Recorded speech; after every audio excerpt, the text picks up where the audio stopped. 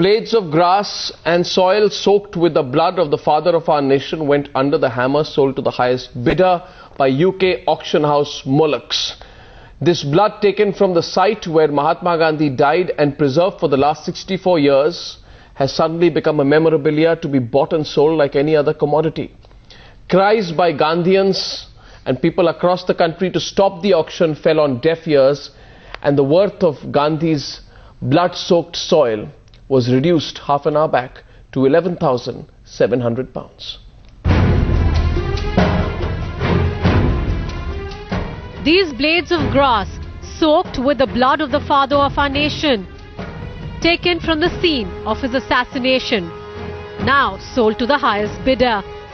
Gandhi's blood going under the hammer for £11,700 at British auction house Mollux, along with other Gandhi memorabilia, including a pair of round-rimmed glasses and a wooden charka. The fact that a price was put to Mahatma Gandhi's blood has caused a massive outrage across the nation. Gandhians even taking the matter to the president's doorstep. Mahatma Gandhi या किसी भी महापुरुष की चीज़ों को उसमें से पैसा बनाने की जो वृत्ति है वो बेहद खराब है. But there are some, though in minority, who feel otherwise. उन्होंने जहाँ से लिया उन समय उनकी इच्छा से लिया, ऐसा व्यक्तिगत जो हमारी संपत्ति का अधिकार है वो तो है.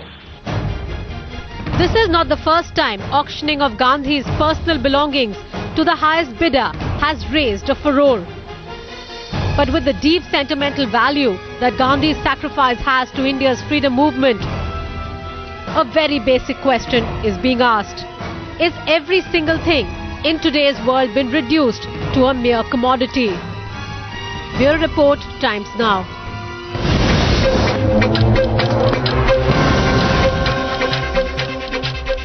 From Bangalore tonight, I'm joined by the chairman and managing director of Bid and Hammer Auctioneers. He's got nothing to do with this particular auction, though tonight he supports what has happened in London. Dr. Sudarshan Iyengar is Vice Chancellor of Gujarat Vidyapeeth in Ahmedabad. Prahlad Kakkar is with us. He's the head of Genesis Films, well-known ad guru, communications expert. Alec Padamsee, also joined by Rajiv Vora, chairman of the Swaraj Peeth Trust. My first question is to Tara Gandhi Bhattacharya, Mahatma Gandhi's great-granddaughter. Tell me, Miss Bhattacharya, you've heard about this auction at Mollux. Now, what is most surprising is that one of the items auctioned was soil soaked with Mahatma Gandhi's blood and some blades of grass that were soaked with Mahatma Gandhi's blood. Do you think this was the right thing to do to allow the sale to happen?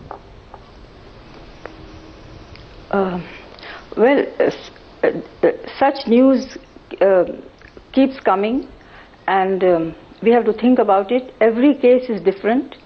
And when this news came to me, actually I have not been reading the newspapers, but I would say that this kind of thing, I don't know what to say for it.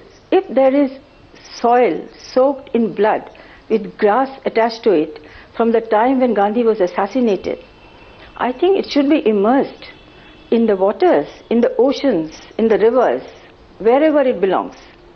Wherever a place, whether it is whatever place of the world, it should be immersed in the oceans and in the rivers. I would say this is the way it should be done. And it is also very ironical about other items of Gandhi that are being sold, that are being multiplied. We do not even know whether they are fake or real. And every case has to be studied, of course, in a special way.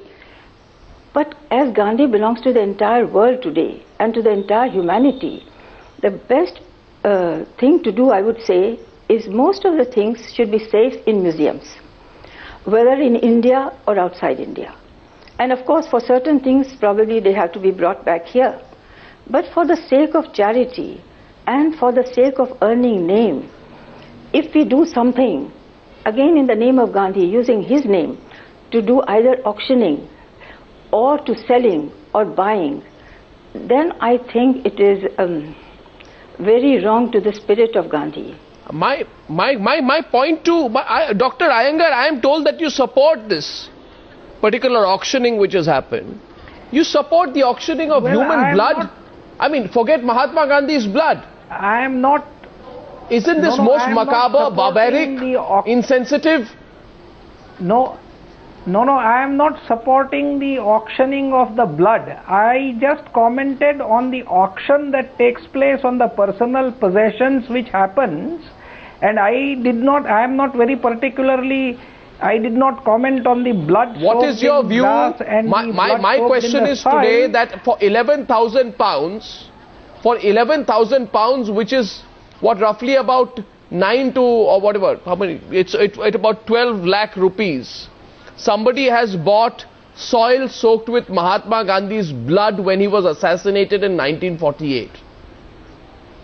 And he should be, or he or she should be told what Tara Didi has already said, that it should be taken to the nearest ocean, river, and it must be immersed. I think that is what is really poetic, which Tara Didi has said, and I completely agree with her. If that has not been done, we have a responsibility to do, and I think for the blood with the soil has to be immersed, and this particular option we have done nothing. I would not support. We have done nothing. We had done the nothing. The government's done nothing. But I don't think, I think our government in first place, Arnab, I think we have to understand that we have very little sense of heritage and the purity of heritage and sanctity of it. The state should have moved not today. The state should have moved 40 years back, 50 years back when this happened. We should have slowly collected all that is there in the name of the father of the nation from the world. And we should have done good justice. Like Tara Didi said, why does anyone have to be reminded?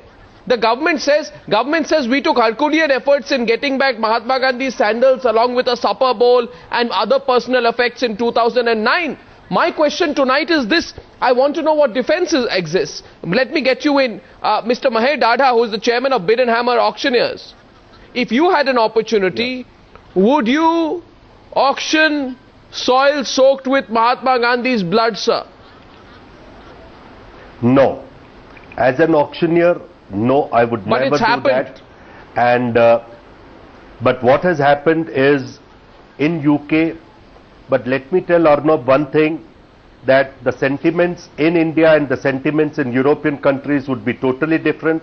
I agree with the overall sentiments that Indian government should have taken all the efforts to preserve Gandhi's memorabilia right from the day he was assassinated, and should have been preserved in the national museums. I will give a very small example. 2 years back, I was approached by a temple in Bangalore to conduct an auction of a temple which was demolished. I, being an Indian, being a Hindu and a Jain, and I just was sentimentally attached to it, and I said, but nevertheless, they had decided to demolish the temple and the contents would have been sold. I said, look, if it is to be sold, it has to be preserved within the country by the community people, make a museum out of it, or if that is the lookout. And we made a public call to that effect, and I, as an auctioneer, said, I will not take any commission or premium on the sales of those items. So similarly, had this auction taken place in India, I don't think so any auctioneer would have participated. So this is morbid. Or have voluntarily gone and given it to the government. This is morbid. But here, unfortunately, the government of India should have acted much faster. When did they come to know? Well, I don't know. This auction is taking place and these items are going for sale. I can only pity the sentiment of both the seller and the buyer out here. Both the person who sells soil soaked with Mahatma Gandhi's blood, Prahlad Kakkar, and the person who buys it. Well, for him, you know, you should also appreciate the fact that he has preserved it for last 60 years. So and if he's selling it, what's wrong in it? What's wrong in it? Government of India bid and buy it. One second. You sell human blood of a dying man, soaked in blood, that too of Mahatma Gandhi, and you commoditize it. You are not treasuring it. You are using it as a commodity. You are using it like you would use bullion. But I'm sorry. You can't control people who are outside India, who are not under the purview of Indian law or Indian sentiments. But you justified it, Mr. Dada. You said what's wrong with it? No, I never said that. I said if they have sold it, government should have bid and taken it. You cannot bid. I am not talking about the most make a request. Sir, I am not talking about whether it's legally right or wrong. I am talking about whether it's morally right or wrong. Morally or legally or not, the fact is morally that also you cannot trust the morality cannot be imposed on somebody outside the country or who does not have sentiments for India. For the last 40, 50 years. Now, the point is that he put a notice out in the newspapers announcing the fact that he has this and he wants to get rid of it, and if anybody has an offer or anybody has a good idea about what to do with it, then he is quite willing to negotiate or talk to them. The fact was that nobody actually offered to either buy it. So he sells it? Obviously. Obviously, what do you expect him to chuck it into the loo and put the price? If he has any value for it, he would not sell it to the highest bidder. No, at least... You are putting a commercial price to Mahatma Gandhi's blood. I'm sorry, this is not an overstatement. Or not, if you are putting a price to it, and if it is whatever the price is, then at least the person who buys it will preserve it because it has a value.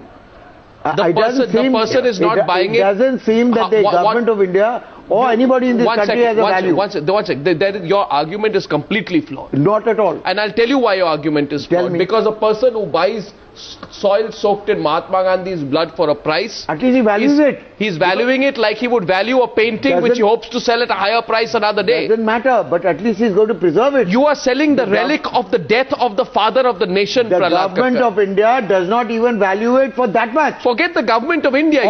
Or Indians, or the Gandhians, or the society. You are selling soil soaked with Mahatma Gandhi's blood. Why are you being so moralistic? I'm not talking about a piece of flannel. I'm not talking about a prayer book. No. I'm not talking of spectacles. I'm not talking about letters written by him. What about the shroud of Christ? I am asking you about soil soaked with Mahatma Gandhi's blood. There has to be something completely sort of insensitive to selling that, buying it as a commodity, then hoping that tomorrow you'll put it at a higher price. Let's get in another voice. So how do you know that it's going to be sold for higher? I want to get in Rajiv Bora. Rajiv Bora, what do you make of the argument Prahlad Kakkar is putting tonight? Rajiv, they're coming to you. I'll link after that. Yeah, I think the whole argument about selling is only secondary. First matter is whether this is authentic. And supposing that it is Mahatma Gandhi's, then what Tara Bhattacharya has said, that is the perfect thing to do.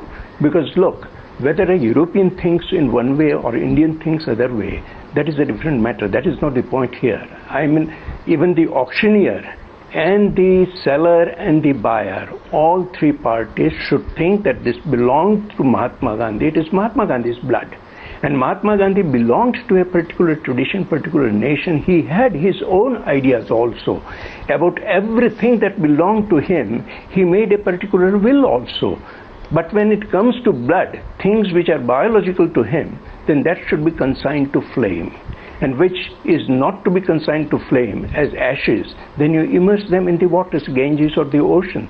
This is the only thing to be done, because it is not only a matter of sentiment. It is morbid. It is blasphemy. It is blasphemy, so immoral. And who knows whether that is, why did this gentleman first of all kept, this blood for 64 years, and suddenly he comes up, only 15 days back we'll hear that there is something like this, and within 15 days there is an auction. While we are debating, the auction has already taken place. There is no space. There was no space to stop this morbid action. This is very immoral action. Why did nobody go to court? I'm asking tonight. Asking you. Why? No, because Gandhi signed a will. Didn't he sign a will? He signed a will in 1940. Which said, look in his... said, I do not believe... One second, Gandhi in the wills wrote, I do not believe I have any property. Anything which by social convention or in law is considered mine, anything movable or immovable, books, articles, etc., I endow to the Navjivan institution. That belongs to Navjivan, yes. Yeah, whom I hereby declare as my heirs. So, selling any item belonging to Gandhi is illegal, and selling his blood is completely illegal and unacceptable and morally decrepit. So why I think, look, Arnab, I think these steps should be retraced. There should be a pressure put on all the three parties and now the buyer. I think a moral pressure should be put on him to revert this back to India and most probably to the family members of Mahatma Gandhi, so that they can go to the Ganges or to the ocean and immerse it. I think this should be done in a most honorable and respected manner, because this belongs to Mahatma Gandhi. The one who has bought it must have bought it out of certain sentiments. He would have also good sentiments about Mahatma Gandhi. How do we know? How do we know that? And I think. How do we know? Yeah, we don't know, but we give him the benefit of doubt. Only giving them benefit of doubt. But point is that the moral pressure or even a political pressure should be put on him to revert this back to India, and it should be immersed. I want to get an Alec Padamsee here who's been listening on patiently. I have a point here. Sir, I'll come to you, Dr. Iyengar. I just want to get Alec Padamsee who hasn't spoken yet. Yes, Alec. Sure. Well, I would say